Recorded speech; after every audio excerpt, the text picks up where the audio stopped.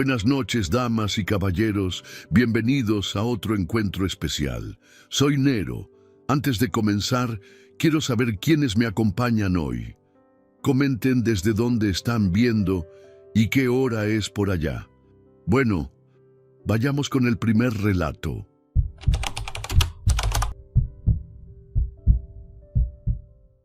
Me llamo Cristian Valdés.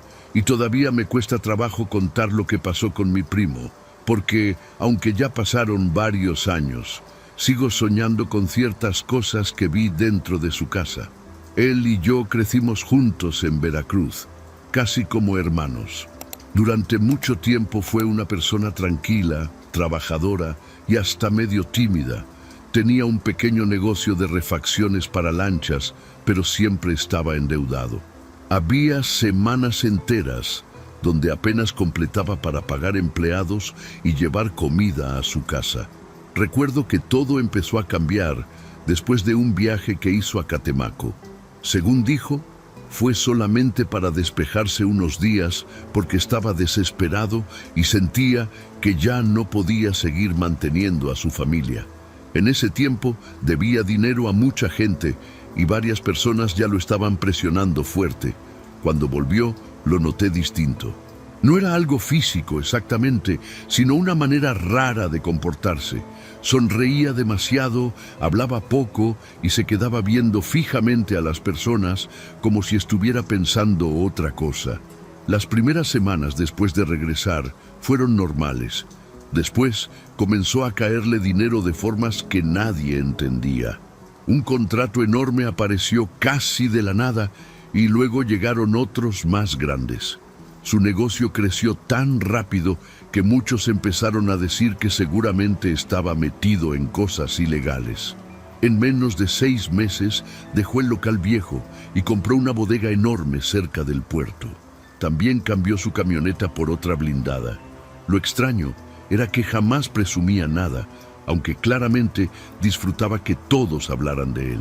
Mi mamá decía que había algo raro detrás de tanta suerte. Yo me burlaba de ella porque siempre fue muy supersticiosa, pero honestamente sí daba miedo ver cómo todo le salía perfecto. Si invertía dinero, ganaba el doble. Si compraba terrenos, al poco tiempo aumentaban muchísimo de valor. Hasta parecía que podía adivinar accidentes o problemas antes de que ocurrieran. Varias veces canceló viajes minutos antes de choques o tormentas fuertes. La gente comenzó a buscarlo para pedirle consejos, como si tuviera algún don extraño para saber cosas. Su esposa también cambió bastante. Antes era alegre y muy platicadora, pero después del viaje de mi primo, casi no convivía con nadie. En reuniones familiares permanecía callada y se notaba cansada todo el tiempo. Los niños, que normalmente eran inquietos, comenzaron a comportarse demasiado serios.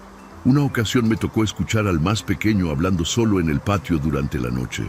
Pensé que estaba jugando, pero cuando me acerqué dejó de hablar inmediatamente y se quedó observándome con una expresión que todavía recuerdo perfectamente.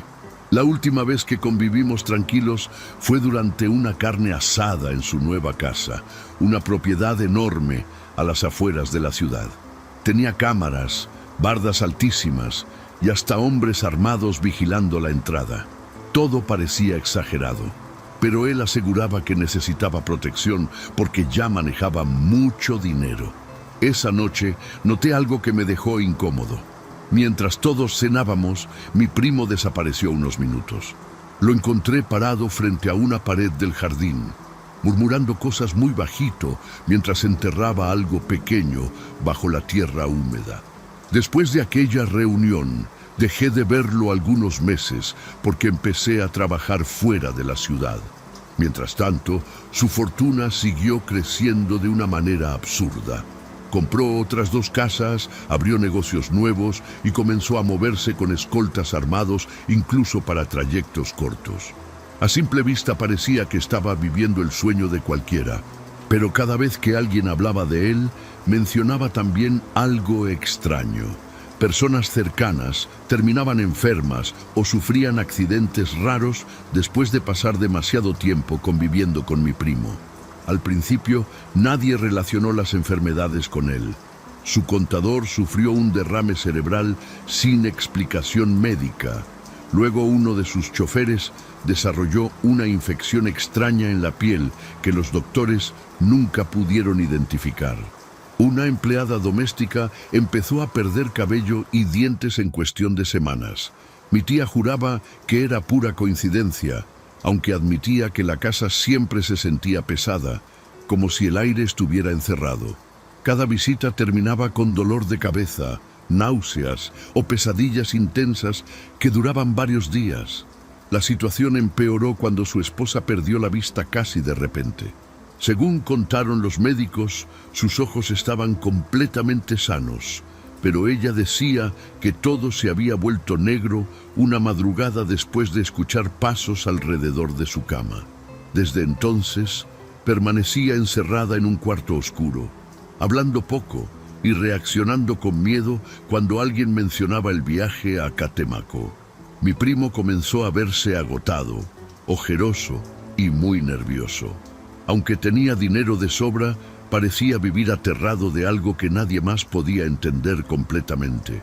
Sus hijos también comenzaron a comportarse raro. Varias veces despertaban en medio de la noche diciendo frases extrañas con voces graves que no parecían de niños.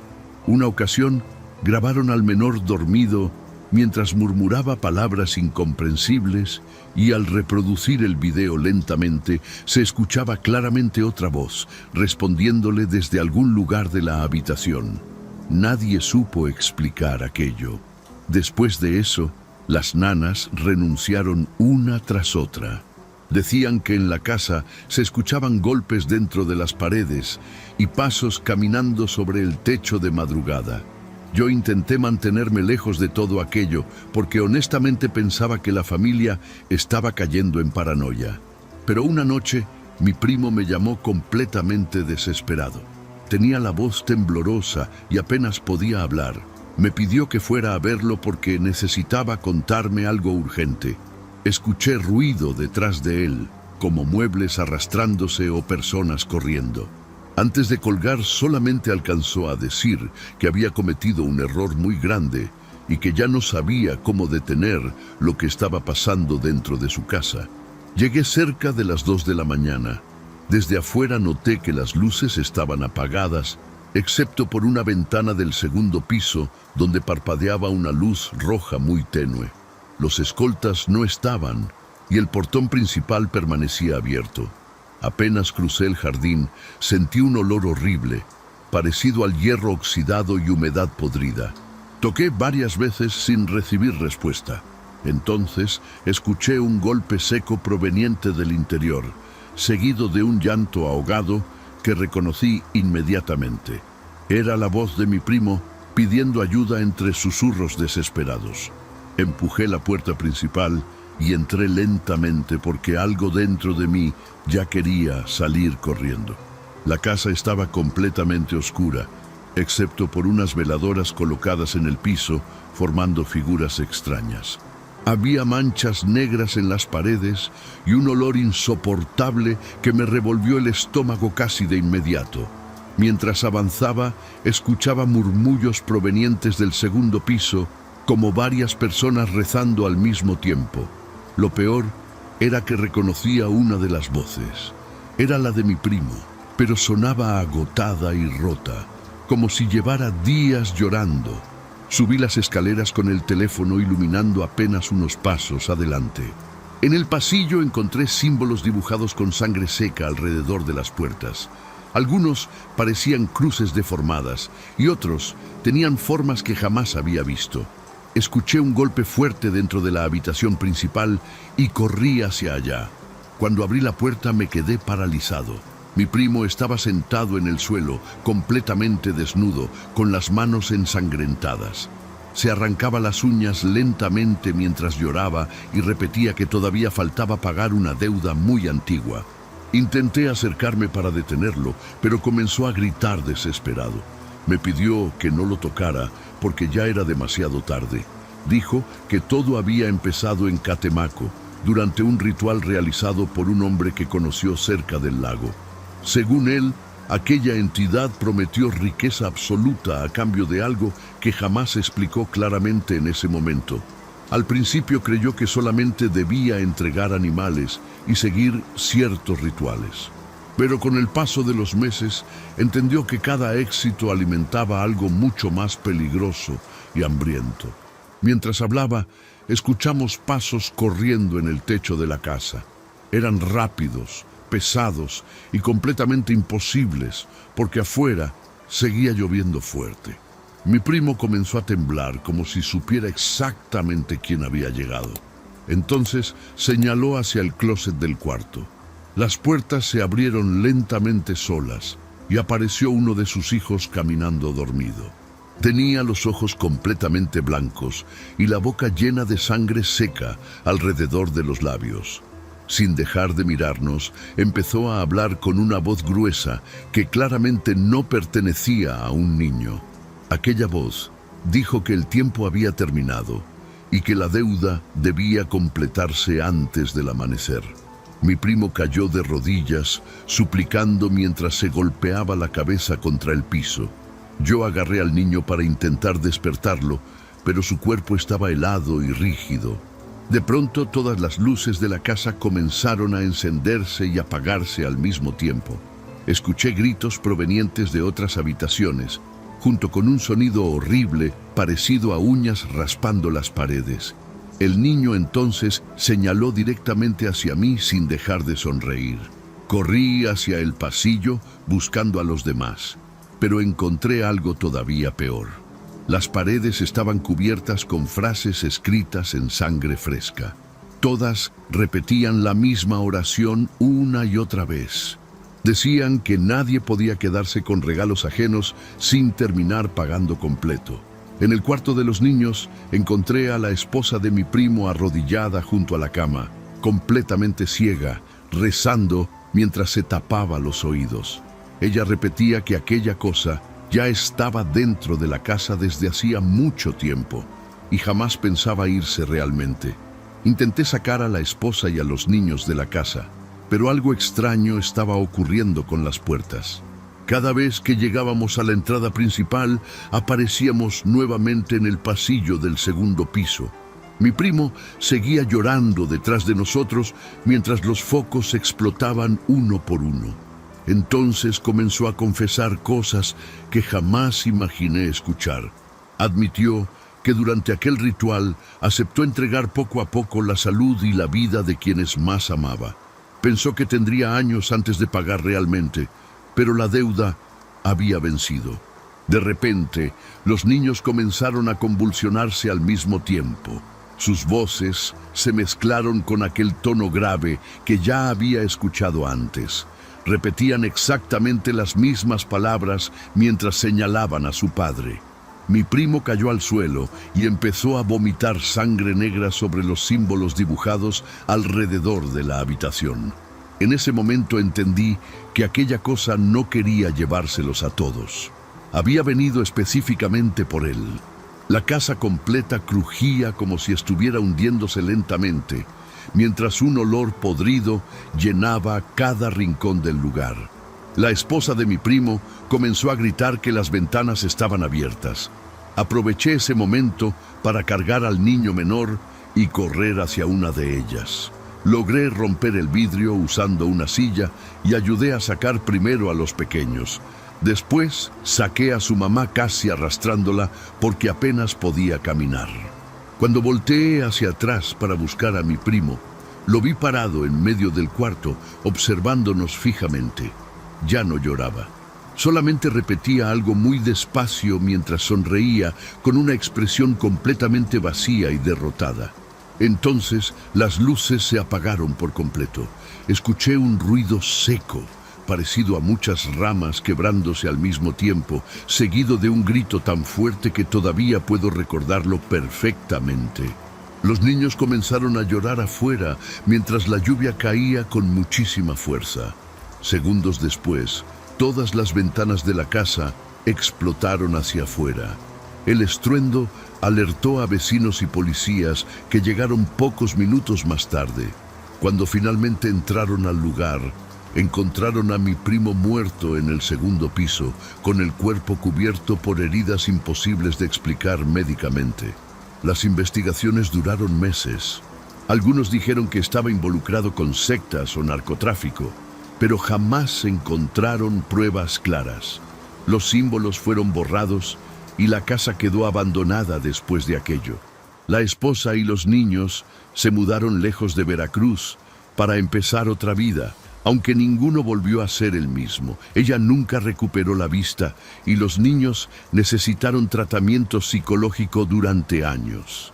Lo más extraño fue que, después de la muerte de mi primo, todas las personas enfermas relacionadas con él comenzaron a mejorar lentamente. Yo jamás regresé a Catemaco después de esa noche. Incluso escuchar ese nombre me provoca escalofríos horribles. A veces todavía despierto cerca de las 3 de la mañana recordando la expresión de mi primo antes de morir. No parecía alguien arrepentido ni asustado. Parecía una persona que finalmente entendió demasiado tarde el verdadero precio de conseguir todo lo que había deseado. Desde entonces aprendí que existen favores que nunca deberían aceptarse, porque hay deudas capaces de destruir generaciones enteras antes de quedar completamente saldadas.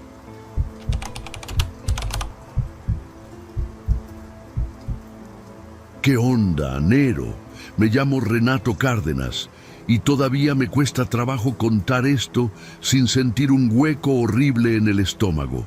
Crecí en un pueblo pequeño de Oaxaca, donde mi madre trabajaba como curandera desde antes de que yo naciera. La gente llegaba de madrugada buscando remedios para enfermedades raras, problemas familiares o limpias extrañas. Desde niño, aprendí que había cosas que no debían tocarse, sobre todo cuando alguien intentaba controlar el amor ajeno usando trabajos que terminaban saliendo mal. Mi madre siempre decía que las peores desgracias empezaban cuando una persona quería obligar a otra a quedarse a su lado. Nunca hablaba de eso como superstición, sino como algo que había visto demasiadas veces. Recuerdo noches enteras escuchando a mujeres llorar afuera de la casa después de pagar amarres que terminaron destruyendo familias completas. Mi hermana Julia escuchaba esas historias igual que yo, pero jamás creyó realmente en el peligro. Decía que nuestra madre exageraba para asustarnos desde pequeños y mantenernos alejados de ciertas prácticas. Julia se casó joven con un hombre llamado Esteban, un albañil tranquilo que parecía quererla mucho al principio. Durante varios años vivieron sin problemas graves y tuvieron una rutina bastante normal. Todo cambió cuando Esteban comenzó a irse durante días enteros, diciendo que tenía trabajo fuera del pueblo. Después descubrimos que veía a otra mujer en una comunidad cercana. Mi hermana cayó en una tristeza pesada que la fue consumiendo poco a poco. Apenas comía, dejó de visitar a nuestra madre y pasaba tardes completas encerrada en silencio. Una noche, llegó llorando a la casa de mi madre, mientras afuera caía una tormenta fuerte. Recuerdo perfectamente el olor a tierra mojada entrando por las ventanas y el sonido del viento golpeando las láminas. Julia confesó que Esteban quería abandonarla definitivamente para irse con la otra mujer. Mi madre intentó tranquilizarla y le pidió aceptar la separación antes de hacer una tontería. Le repitió muchas veces que ningún hombre valía el precio de jugar con fuerzas peligrosas. Julia prometió escucharla, pero su mirada decía otra cosa completamente distinta. Durante las semanas siguientes apenas supimos de ella. Algunas vecinas comentaban haberla visto caminando hacia las partes más alejadas del monte, donde vivía gente dedicada a trabajos oscuros que pocos reconocían abiertamente. Mi madre comenzó a ponerse nerviosa y varias veces quiso ir a buscarla, aunque terminaba arrepintiéndose antes de salir. Una madrugada preparó una limpia para Julia sin decirnos exactamente qué sentía. Mientras acomodaba hierbas sobre la mesa, noté que le temblaban las manos como nunca antes le había pasado. Aquello me dejó intranquilo desde ese momento. Casi un mes después, Esteban regresó de repente a la casa de Julia como si jamás hubiera pensado abandonarla. Todos en el pueblo comenzaron a hablar del asunto porque él parecía transformado completamente. La seguía a todas partes, no quería despegarse ni para trabajar y reaccionaba con desesperación cuando ella se alejaba unos minutos. Julia estaba feliz al principio, convencida de haber recuperado su matrimonio. Mi madre, en cambio, dejó de visitarla y empezó a rezar cada noche encerrada en su cuarto, algo que jamás hacía antes. Los primeros días después del regreso de Esteban parecían normales, aunque había detalles extraños difíciles de ignorar. Dejaba de trabajar con cualquier pretexto para quedarse sentado observando a Julia durante horas completas. Si ella salía al patio, él iba detrás. Si entraba a otro cuarto, él esperaba afuera de la puerta respirando agitado. Varias veces lo encontré despierto en plena madrugada, mirando fijamente hacia el techo de la casa. Cuando le preguntaba qué hacía, respondía con una sonrisa rara que inmediatamente me ponía incómodo y nervioso. Mi madre decidió visitar a Julia después de casi 2 semanas, evitando acercarse. Apenas cruzó la puerta, noté que su expresión cambió por completo. Caminó lentamente por la sala mientras observaba las paredes como si escuchara algo que nosotros no podíamos oír. Esteban permaneció sentado en un rincón sin quitarle la vista de encima. Durante la comida casi no habló y mantenía los dedos enterrados en la madera de la mesa con una fuerza exagerada. Antes de irnos, mi madre me pidió en voz baja que no regresara solo a esa casa nunca. Esa misma noche comenzaron los primeros ataques. Julia llegó corriendo hasta nuestra casa cerca de las 2 de la mañana completamente alterada. Esteban había despertado gritando mientras se golpeaba contra la pared del dormitorio. Según ella, repetía que había personas negras rodeando la cama observándolo dormir. Decía que no tenían rostro y que se movían arrastrándose lentamente por el piso.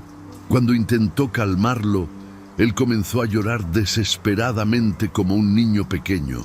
Mi madre preparó hierbas para tranquilizarlo, aunque pude notar miedo verdadero en sus ojos cansados. Con el paso de los días, la situación empeoró demasiado rápido.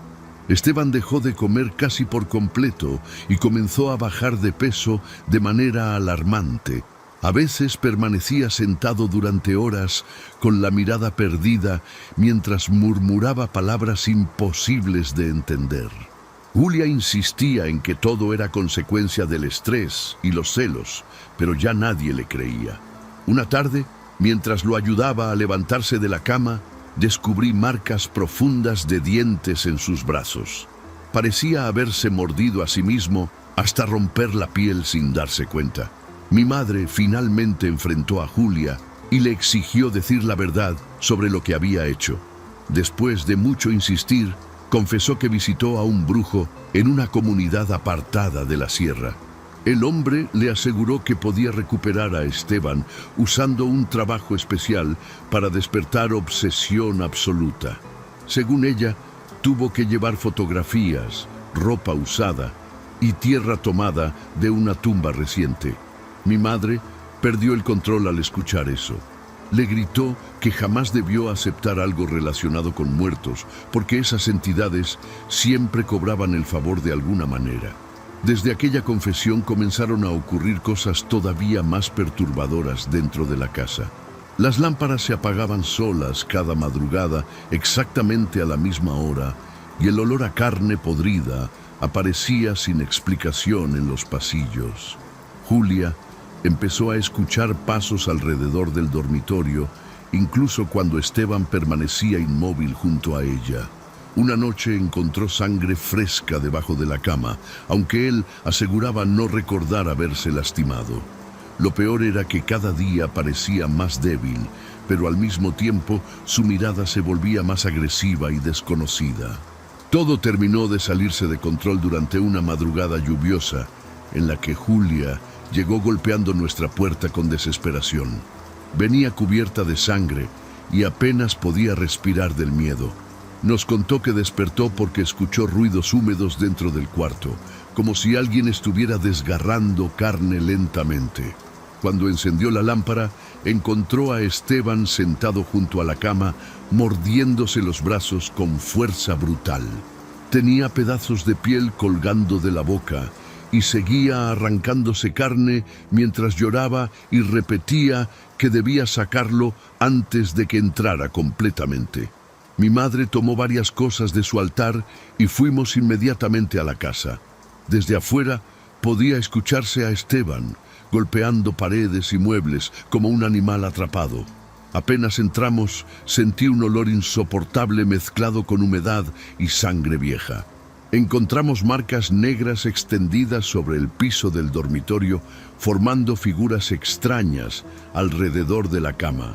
Esteban estaba tirado boca arriba, respirando con dificultad, mientras movía los ojos frenéticamente hacia las esquinas del cuarto. Cuando nos vio entrar, comenzó a gritar que las sombras ya estaban dentro de él y querían quedarse. Mi madre intentó limpiarlo usando humo de copal y rezos antiguos que había aprendido de su abuela.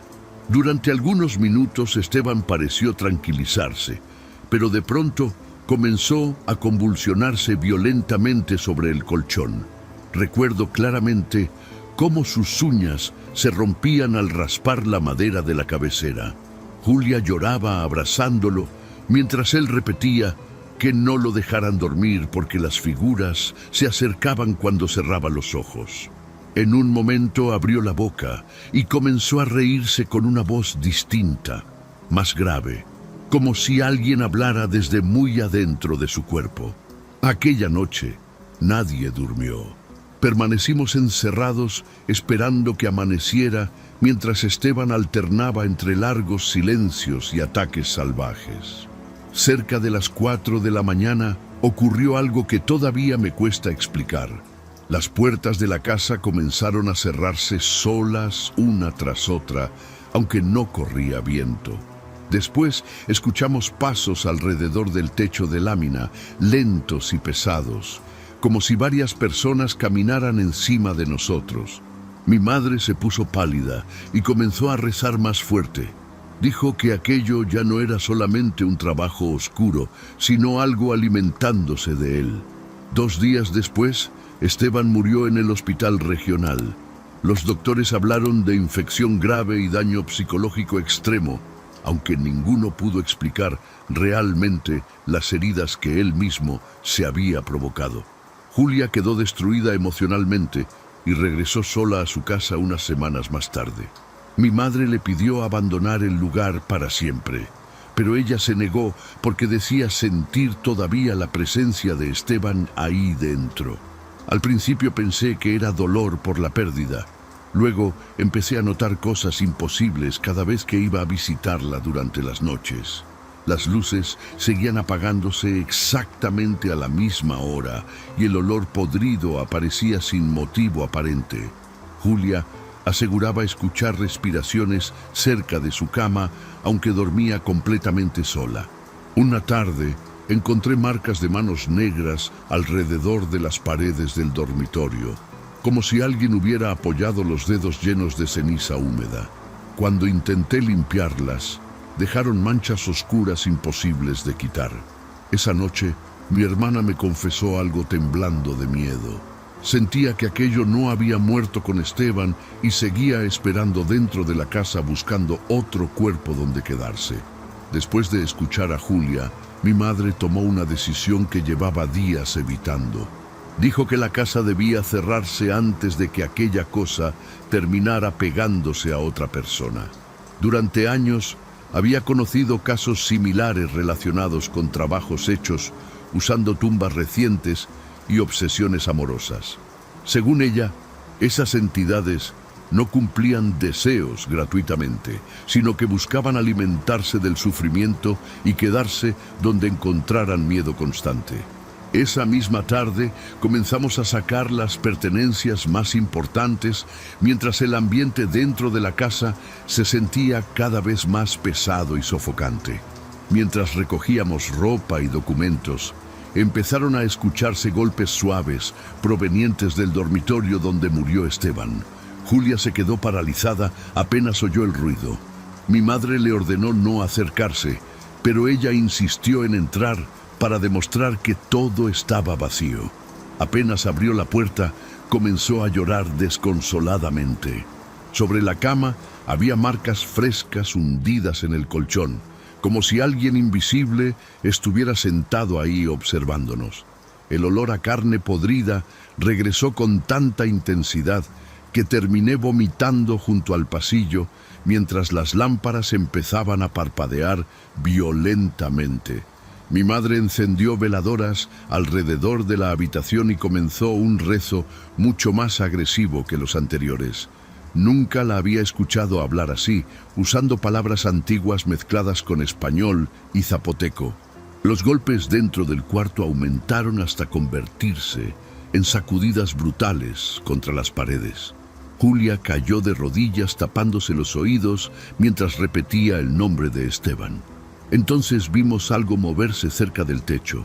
No tenía forma clara, solamente una sombra espesa que parecía arrastrarse lentamente sobre las láminas ennegrecidas por el humo y la humedad acumulada durante años.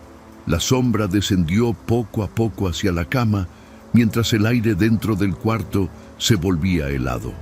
Recuerdo sentir una presión terrible en el pecho, como si costara trabajo respirar. De pronto Julia empezó a temblar y abrió los ojos completamente desorientada. Caminó hacia la cama sin reaccionar cuando intentamos detenerla. Mi madre la sujetó con fuerza y le gritó que no escuchara lo que aquella cosa estuviera diciéndole. En ese instante, todas las veladoras se apagaron al mismo tiempo y escuchamos una voz ronca salir desde la oscuridad del dormitorio cerrado. No entendí claramente las palabras, pero mi madre sí. Sin pensarlo, tomó alcohol, hierbas secas y las lanzó sobre el colchón, encendiendo fuego inmediatamente. Las llamas crecieron tan rápido que el calor nos obligó a salir corriendo hacia el patio. Desde afuera escuchamos golpes desesperados dentro de la casa mientras el incendio avanzaba por las paredes viejas de madera. Los vecinos llegaron demasiado tarde para apagarlo. Cuando finalmente el techo colapsó, el ruido cesó de golpe. Nunca encontraron una causa oficial del incendio, aunque todos sabían que algo raro había ocurrido esa madrugada. Después de aquello, Julia abandonó Oaxaca y jamás volvió a involucrarse con ningún tipo de trabajo espiritual. Mi madre dejó de atender ciertos casos relacionados con amarres, porque decía que algunas puertas, una vez abiertas, jamás terminaban de cerrarse completamente.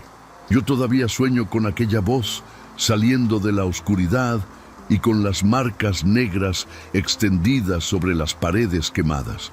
Han pasado muchos años desde entonces, pero cada vez que alguien habla de recuperar un amor perdido usando brujería, recuerdo el olor podrido de aquella casa consumiéndose entre las llamas.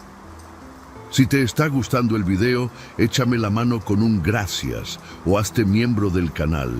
Así me apoyas para seguir subiendo relatos de terror todos los días. Y como miembro, también recibes beneficios exclusivos. Ahora sí, vamos con el último relato.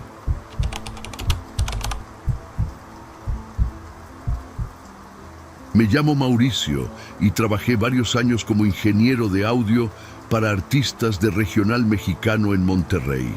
Nunca me habían pasado cosas realmente raras durante una gira, fuera de borrachos, pleitos o accidentes normales entre músicos.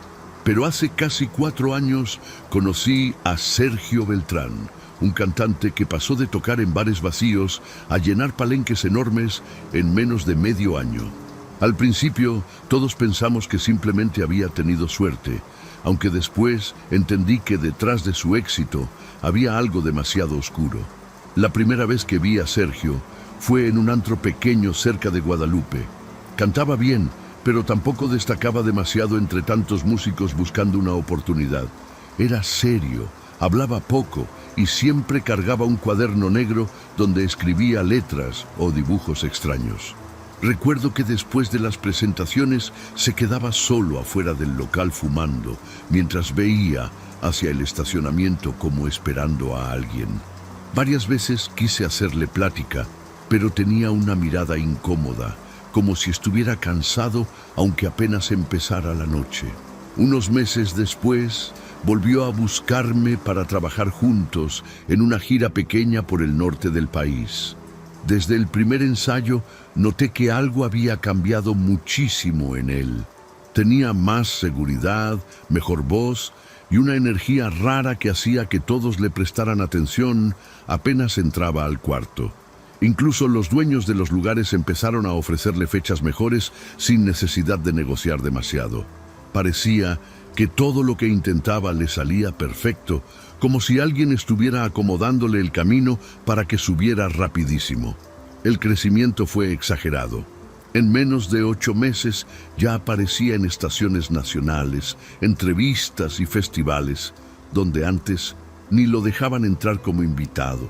La gente se peleaba por tomarse fotos con él, y las mujeres literalmente lo seguían hasta los hoteles. Sergio disfrutaba todo eso, aunque había momentos donde se aislaba completamente del equipo. Cancelaba reuniones de repente y desaparecía durante horas sin decir a dónde iba. Cuando regresaba, siempre parecía agotado, sudando frío, con los ojos rojos y un olor extraño impregnado en la ropa. Ese olor fue lo primero que comenzó a preocuparme realmente. No era olor a sudor ni alcohol. Era parecido al drenaje mezclado con carne echada a perder.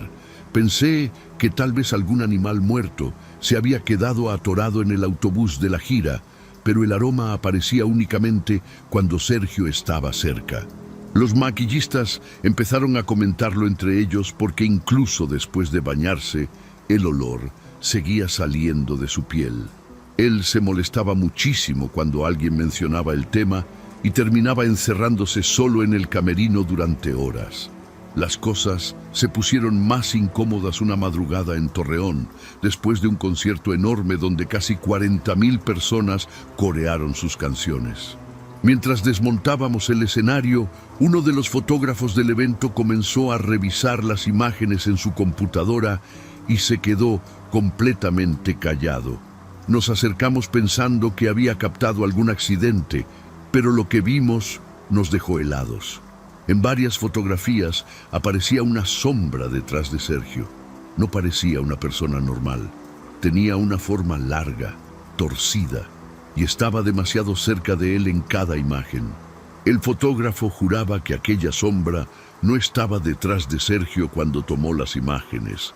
Incluso revisó otras fotos del público y del escenario para demostrar que no era una falla de iluminación. Lo más raro era que la figura solamente aparecía junto a él.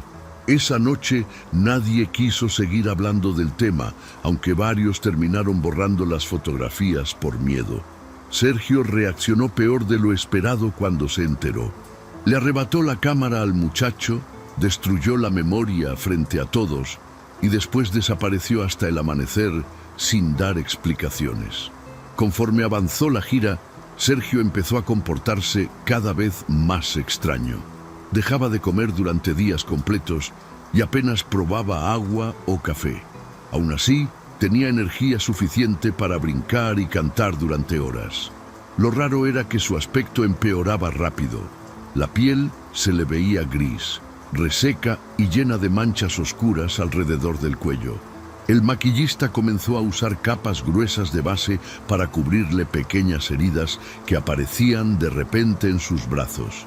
Sergio decía que eran alergias, pero nadie le creyó realmente. Una noche en Chihuahua me pidió que lo acompañara a comprar cigarros porque no quería salir solo. Durante el trayecto iba mirando constantemente por el espejo retrovisor, como esperando que alguien nos siguiera. Cuando llegamos a una gasolinera vacía, me confesó algo que hasta hoy todavía me cuesta repetir.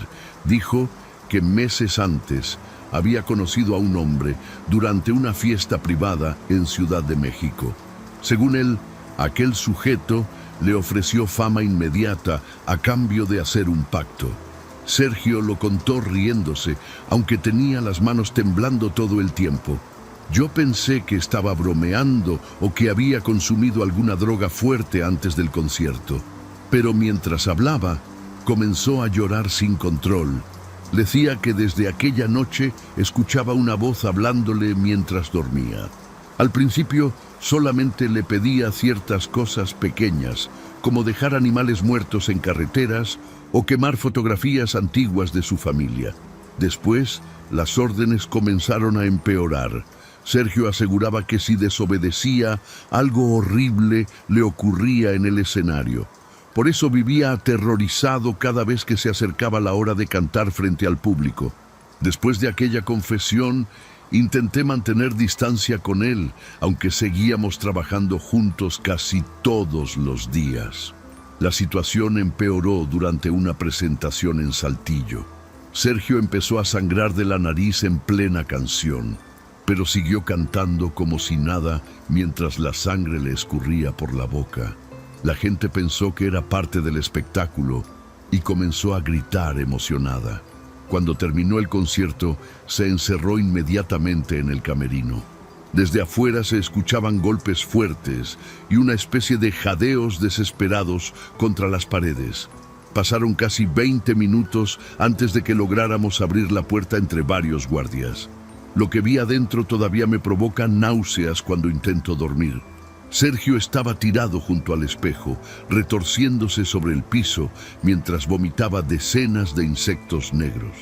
Parecían cucarachas mezcladas con escarabajos mojados que se movían rápidamente entre su ropa. El cuarto olía a drenaje y carne podrida. Él apenas podía hablar, pero repetía desesperado que la voz estaba enojada y exigía sacrificios más grandes para conservar todo lo que había conseguido. Después de aquella noche, varios del equipo renunciaron inmediatamente. Nadie quiso volver a acercarse a Sergio, aunque los representantes intentaron ocultar todo diciendo que había sufrido una intoxicación alimenticia. Yo seguí trabajando únicamente porque necesitaba el dinero y porque sinceramente quería entender qué estaba pasando. Durante los siguientes conciertos, él comenzó a usar guantes y maquillaje más pesado para cubrir el deterioro de su cuerpo. Aún así, el olor podrido empeoraba cada semana.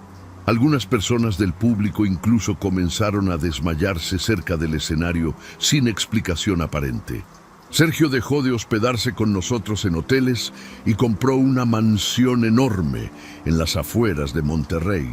Casi nunca permitía visitas, pero una madrugada me llamó completamente desesperado para que fuera a ayudarlo, porque decía que alguien había entrado a su casa. Cuando llegué, encontré todas las luces apagadas y las ventanas cubiertas con telas negras. Él estaba armado con un cuchillo de cocina, sudando exageradamente mientras revisaba cada cuarto. Juraba que escuchaba pasos y murmullos dentro de las paredes desde hacía varias noches seguidas. Mientras recorríamos la casa, noté cosas demasiado raras.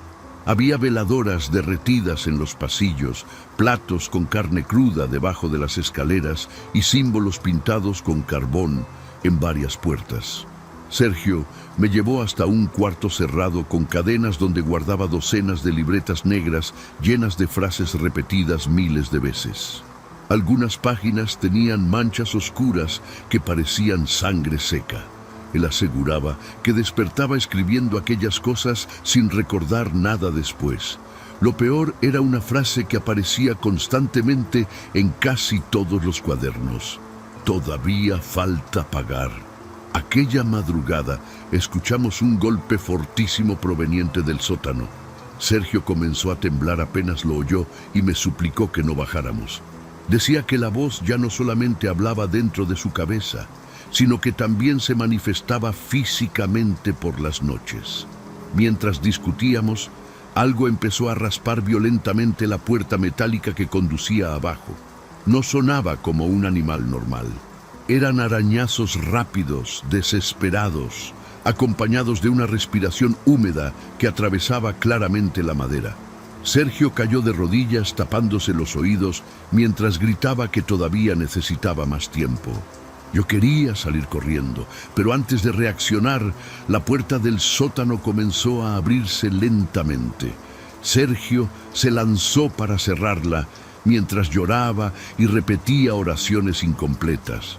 Durante unos segundos alcancé a ver oscuridad total detrás de la entrada y algo moviéndose adentro como varias sombras arrastrándose juntas.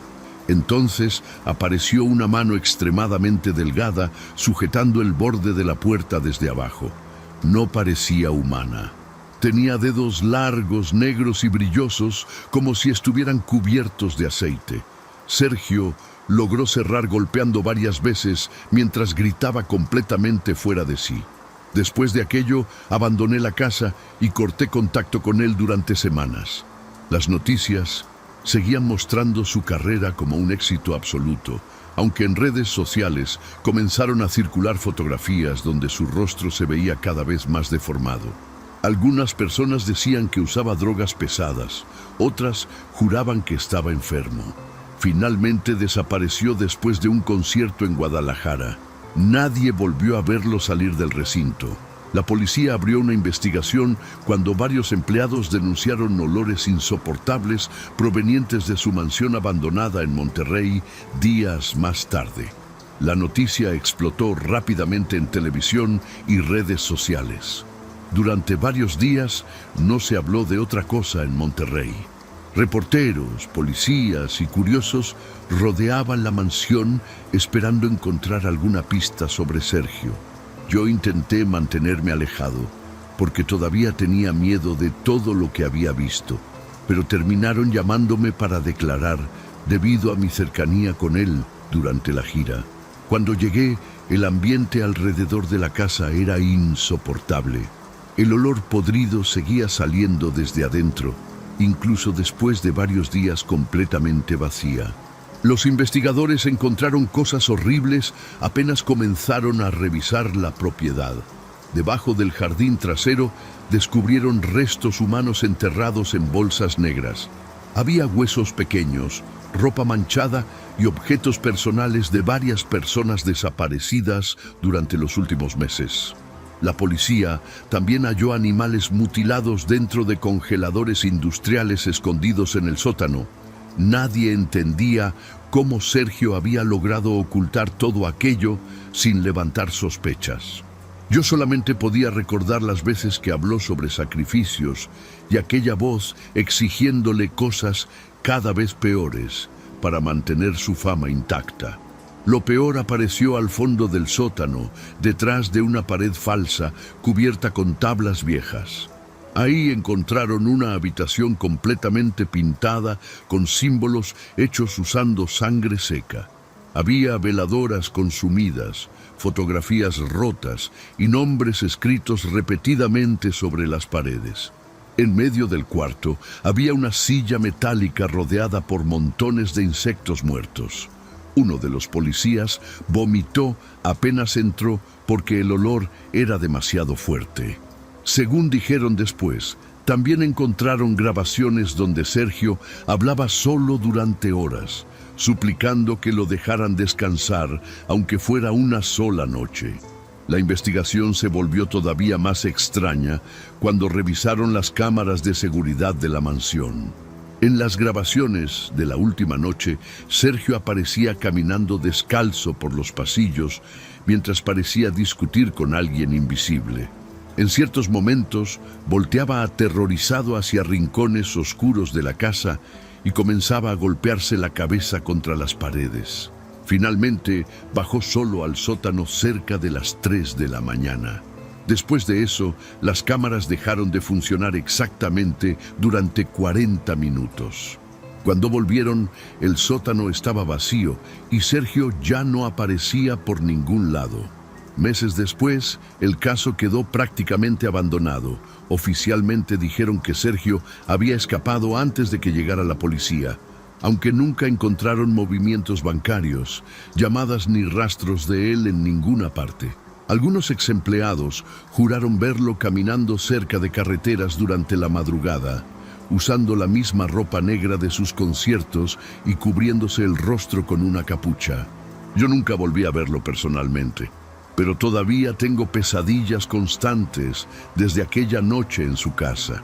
A veces despierto escuchando rasguños debajo de mi cama y un olor podrido dentro del cuarto. Renuncié definitivamente al trabajo de las giras poco tiempo después. Vendí casi todo lo que tenía y me mudé lejos de Monterrey intentando olvidar aquella etapa. Sin embargo, hay algo que nunca he podido borrar de mi memoria. Durante mi última declaración, un policía me mostró discretamente una fotografía encontrada dentro del sótano oculto. En la imagen aparecía Sergio sonriendo frente a un espejo completamente negro. Detrás de él estaba aquella sombra larga y torcida. Pero esta vez la figura tenía el mismo rostro exacto de Sergio Beltrán. Gracias por llegar hasta aquí. En la pantalla tienes 2 videos más que seguro te van a encantar para seguir con el terror. Nos vemos en la próxima historia.